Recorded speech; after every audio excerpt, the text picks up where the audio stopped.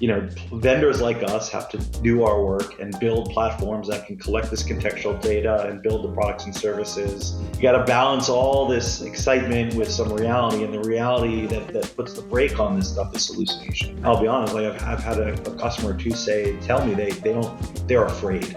Now, since you are an art of the possible guy, as I've known you in the past, I was hoping you could put on your vision hat for a moment and tell me, when does the new CX become a reality?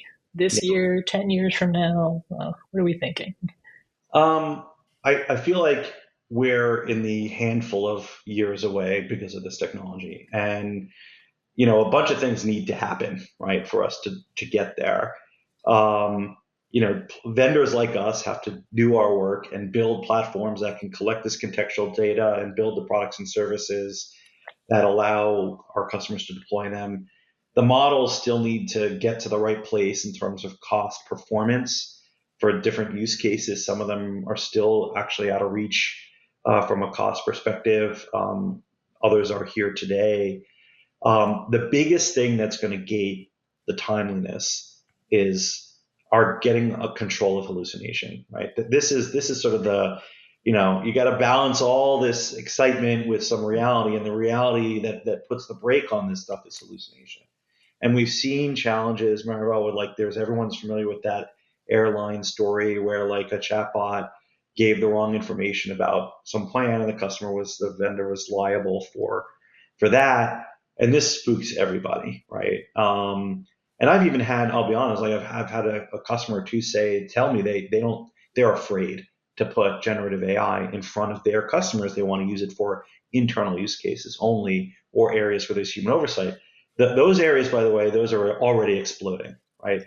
And those are great, but they're not the transformative experience. They don't quite deliver the transformative experience we need.